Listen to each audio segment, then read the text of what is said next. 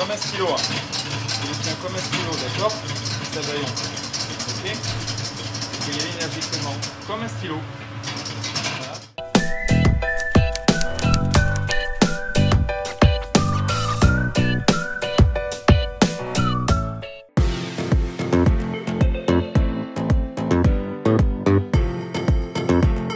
Alors, bienvenue à l'auberge de Font-Rose. Aujourd'hui, nous rencontrons Malika et Luc, donc le chef de cuisine de l'auberge. Alors, Luc, je vais commencer par vous. Vous avez fait le choix de prendre un apprenti dans votre structure. Est-ce que vous pouvez d'abord peut-être vous présenter et nous dire pourquoi avoir fait ce choix et puis également quel est votre parcours?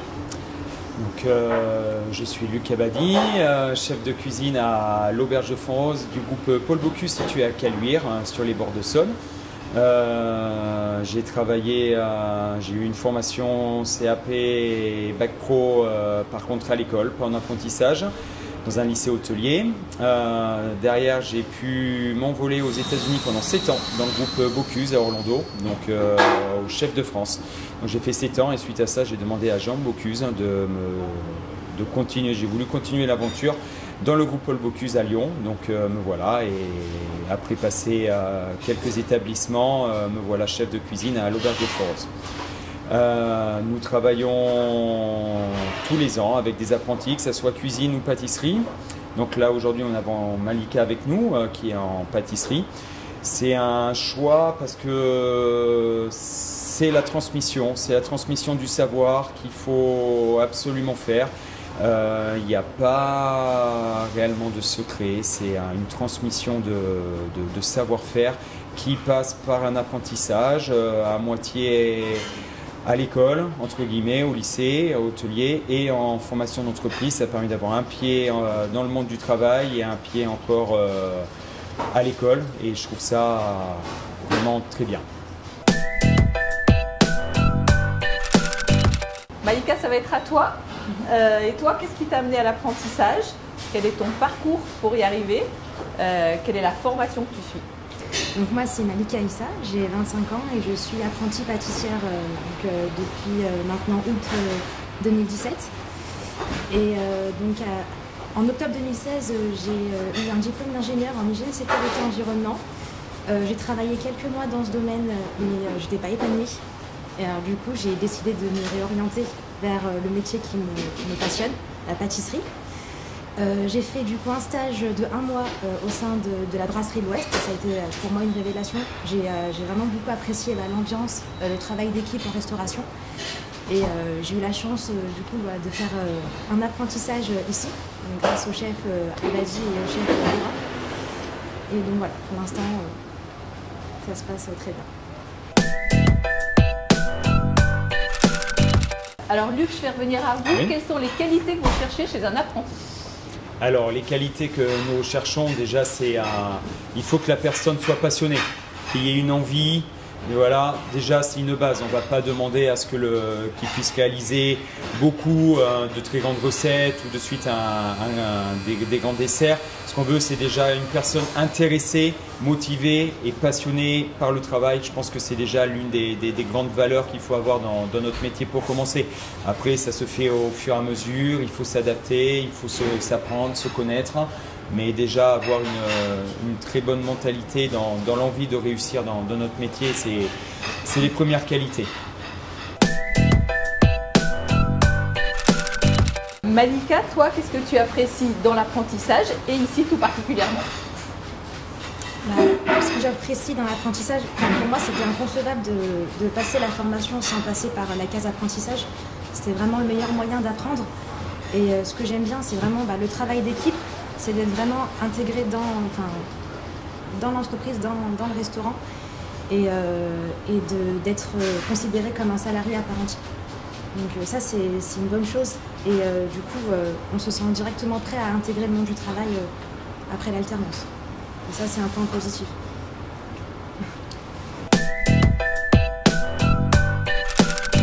Du coup Malika, qu'est-ce que tu trouves difficile ou est-ce qu'il y a des choses qui te manquent quand tu es ici? Au début, ce qui était compliqué, c'était l'effort physique. on ne se rend pas forcément compte, mais c'est vrai que le fait voilà, de porter des charges, d'être constamment en mouvement, d'être souvent debout, tout le temps debout, c'est pas évident. Le corps il n'a pas l'habitude, étant donné que je viens pas du tout du milieu de la restauration. Donc les premières semaines étaient compliquées pour moi par rapport à ça. Après c'est vrai que le corps s'habitue. Là je suis plutôt à l'aise et je pense que j'arriverai pas à retourner en arrière. Est-ce qu'il y a des choses, tu viens de nous dire effectivement le côté frustration au départ, de ne pas pouvoir porter des charges, etc. Moi, il y a quelque chose qui m'interpelle quand même dans ton parcours. Tu es parti sur quelque chose qui était une formation d'ingénieur sur hygiène et sécurité, c'est ça? Est-ce que tu peux nous retracer peut-être les différentes étapes? Qu'est-ce qui t'avait amené à ça avant de réaliser que ce n'était pas du tout ce que tu voulais faire? Et puis voilà, est-ce que tu cuisinais déjà petite? Voilà, est-ce que tu peux nous raconter un petit peu le parcours? Pas de souci. En fait, depuis que je suis toute petite, j'ai une passion pour la pâtisserie. Mon papa est un ancien chef de cuisine. J'ai toujours connu le monde de la restauration. Mais je me suis jamais, j'ai jamais osé en fait franchir le pas parce qu'on m'a toujours dit que c'était un métier dur, compliqué.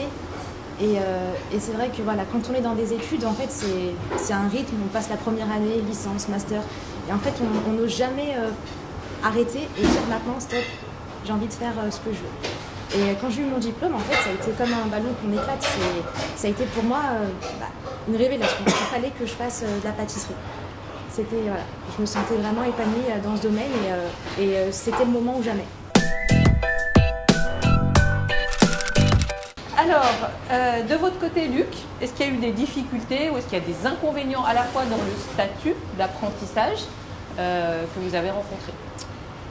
Nous, de notre part, il n'y a pas réellement de difficulté ou d'inconvénient d'accueillir un apprenti dans le sein de la structure, sachant qu'on est déjà structuré, on a déjà des pâtissiers et des employés à juste titre. Du coup, nous voilà, ce qu'on aime, c'est comme je reviens à dire, c'est la formation, c'est apprendre, c'est transmettre, déléguer. Ça prend le temps, mais derrière, on a le retour. On voit l'employé évoluer et de savoir son parcours. Et après, à un moment donné, il va falloir qu'il nous quitte, mais c'est le jeu. C'est comme ça qu'on fonctionne. Donc non, je dirais qu'il n'y a que des avantages sur un apprenti. On va passer sur le côté plutôt cadre en fait de l'apprentissage, sur la partie financière et investissement en formation. Comment vous y retrouvez tous les deux? Comment c'est cadré au niveau administratif d'une part? Voilà. Est-ce que vous pouvez nous dire la façon dont ça se passe? Je t'en prie. En tant qu'apprenti, en fait, je savais pertinemment que j'allais pas toucher un salaire de salarié. C'est pas un inconvénient pour moi, étant donné que je savais à quoi m'en tenir. Donc c'était un choix de ma part et ça me convient parfaitement. Non, nous, de notre part, c'est géré par le siège social, tout ce qui est administrativement, donc ça non plus, je veux dire, on n'a pas réellement de gros problèmes là-dessus pour nous.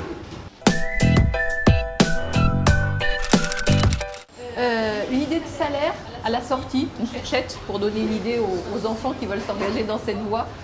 Moi, je dirais, de toute façon, en sortant d'une formation, ils sont prêts à prendre un poste à part entière. Donc après, ça sera en fonction de l'entreprise à la hauteur qui le rémunère, mais ça sera le minimum le SMIC, voire un peu plus, sachant qu'il vient avec 1 an ou 2 ans minimum de formation, qui n'est pas rien. Et s'il passe dans des structures avec des noms, avec des parcours réputés, l'enjeu est encore plus attractif voilà, pour l'employé. Donc ce qu'on peut dire, c'est que sur ce type de formation, par rapport à un élève qui sort d'une école sans formation par apprentissage, celui qui sort avec un apprentissage à plus forte raison dans des maisons reconnues, il a une chance en fait oui, plus avantageux dû le fait qu'il y a le savoir-faire un peu plus travailler en entreprise. Qu'est-ce que vous diriez d'abord l'un et l'autre à des jeunes qui hésitent encore à s'engager dans une voie comme celle-ci?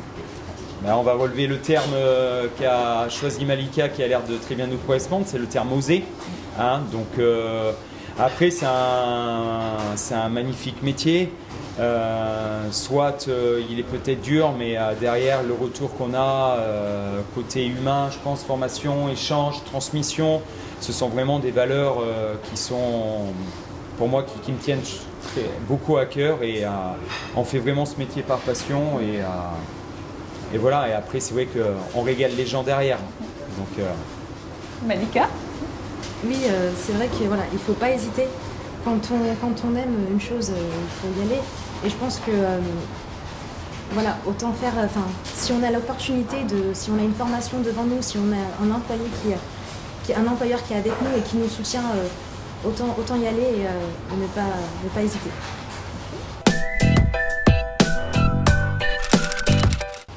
Dernière question, une petite anecdote à nous raconter, une boulette en cuisine. des petites erreurs de pesée, Malika, par exemple, hein? Ou oups, hein? On a peut-être oublié de mettre 100 grammes ou 200 grammes de beurre et la recette s'est loupée, donc on est obligé un peu de recommencer, on perd un peu confiance, mais c'est en faisant des erreurs que justement on progresse et du coup on est là pour justement vérifier, contrôler et faire progresser surtout les jeunes. Super, bah écoutez, merci à tous les deux. Merci. Merci.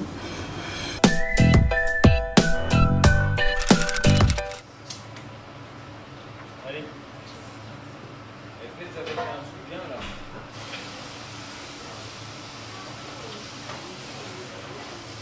Allez. Allez, combien de grammes? Parfait. Hop, t'as vu, comme ça, n'importe comment bien. D'accord? On fait 8 là, comme ça là. Ok? On n'arrête pas. D'accord? Cuire. Allez.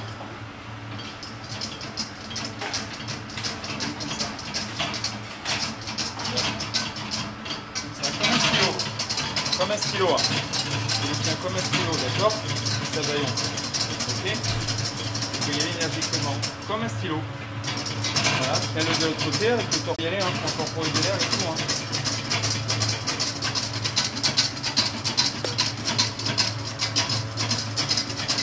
Laisse ton gaz. Laisse ton gaz.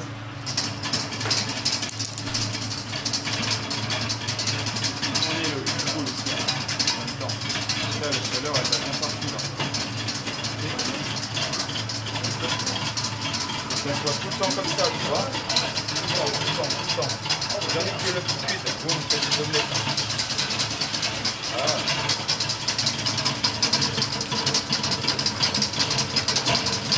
Voilà. C'est ça, il tout doux, hein. Continue. En 8, voilà. Voilà. Énergiquement, le même sens, et on y va. Tu vois, il s'enversait là, ton truc là. Il commence à cuire.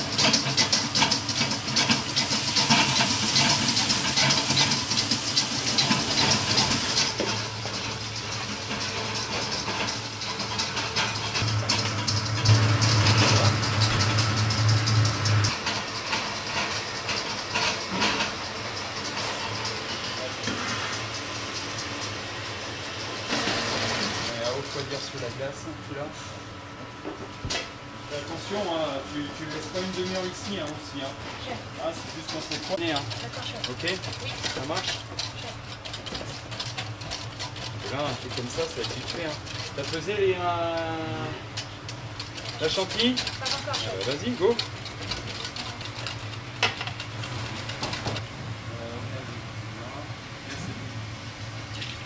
C'est pour le droit à l'image déjà. Ouais, il y a des remèdes ici. Là, attends. Mille, machin, domicile, tout ça. Et vous avez qui l'emblanc?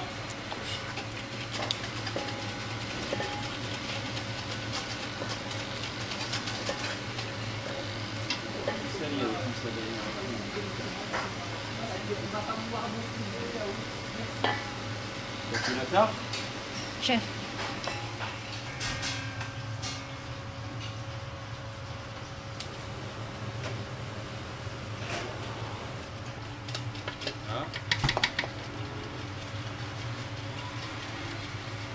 Allez, encore. Encore. De rien.